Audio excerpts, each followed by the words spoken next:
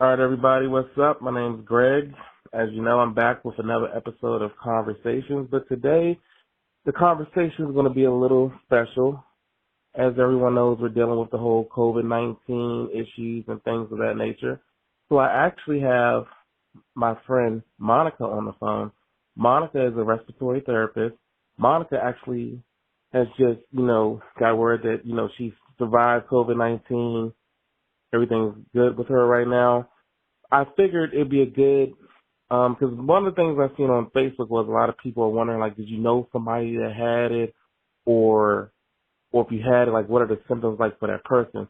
So I was feeling that it was really good to talk to Monica now that she's able to talk and communicate, and so everyone can really see like what a person generally goes through with COVID-19 and what went through Monica's head when she found out she had COVID-19. So Monica, say hello to my audience. Hi, good morning, everybody, or good afternoon or evening, wherever you are. Okay, Monica, so how did you contract COVID-19? Do you know? I do not, but I have a pretty good suspicion of where and how I contracted it. Gotcha. So how did you find out that you had it? So I was feeling, a little tired. My body was aching and I was coughing a lot after one of my shifts. And so because I'm around a lot of patients that have COVID, I figured it would probably be a good idea to go get myself tested. So that's what I did. And the next day, they called me and told me it was positive. What was your reaction when you found out it was positive? I was really, really shocked because by the next day the aching had went away. I wasn't coughing as much. And even though I still felt really tired, I just didn't think that I had COVID. I thought maybe I had, maybe a little upper respiratory infection, something like that. So my reaction was shock. And then after the shock set in, it was fear and, concern that I had brought it home to my daughter who lives with me. And, wondering if it would get as bad as it had gotten in some of the patients that I had worked with. So did it affect your daughter? It never did. The whole 2 weeks, now it's going into 3 that I've been quarantining, she only once complained of a sore throat, but nothing else. Okay, good. Yeah. So so I know you said you started to feel better, but did you start to feel, because I've seen some cases where people talked about they started to feel better, but then it kind of came back on them and they started to feel worse all over again? Did you have That's anything like exactly that? what happened.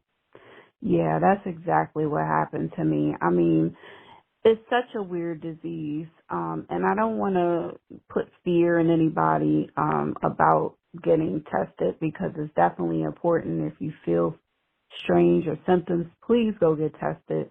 But the test is very uncomfortable, but it only lasts for a few moments, so definitely do not let that stop you from getting it because I honestly will admit that I wanted to get tested a lot sooner than when I did get tested just because I was exposed to people. And a month prior to that, I was coughing, so I was like, maybe I should go get tested, but I kind of had apprehensions because of how they do the test, so I didn't do it because I felt overall fine. Yeah, my symptoms definitely, they changed every day. I didn't even realize that I had lost my sense of smell. I had lost my sense of taste, to a degree because I could still taste, but the sense wasn't as strong. As far as smelling, the reason I didn't know is because I have nasal polyps and I usually always have issues with smell.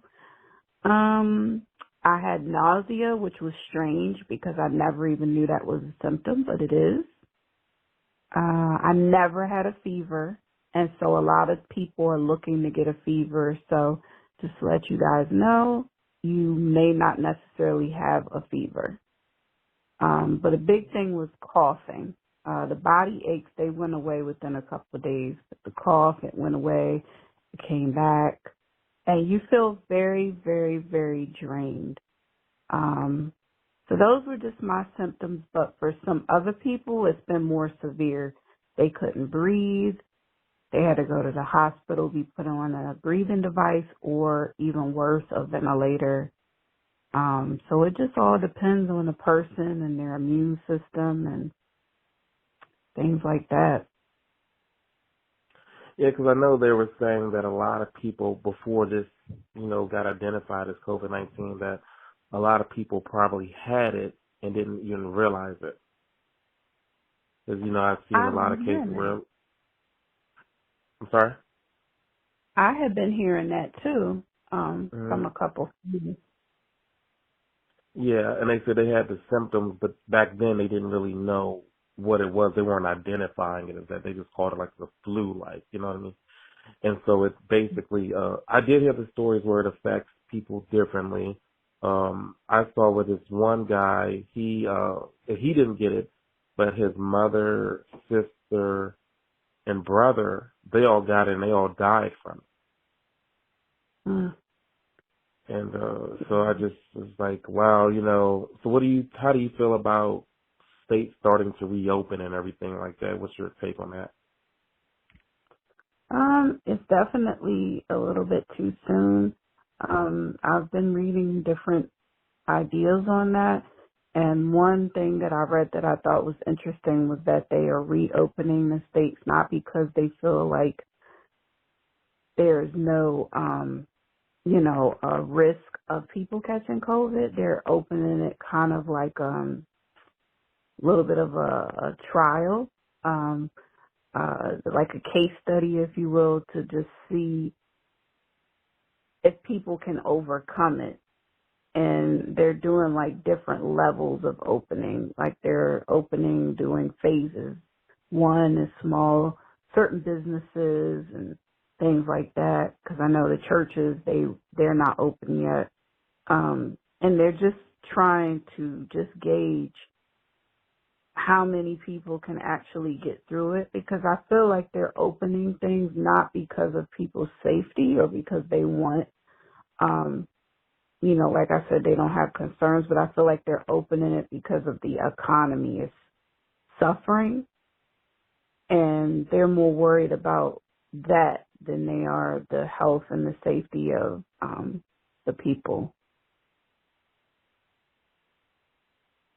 I'm actually another question that's been a debate right now. A lot of essential workers, I've been seeing them post on Facebook how they don't think it's fair, how they're basically making their standard pay in a lot of cases, and then you have the unemployed, they're getting like a extra incentive in their paychecks, to help compensate them from being out of work.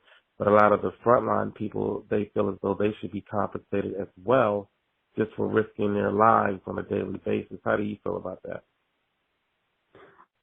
As far as like comparing in terms of the unemployed people and saying that it's not necessarily fair that they are receiving extra compensation, I can't really say that I don't think that's fair, because it's pretty difficult to be home and out of work like that, and to have different family members and your children are home, and I know my daughter is eating up the whole house.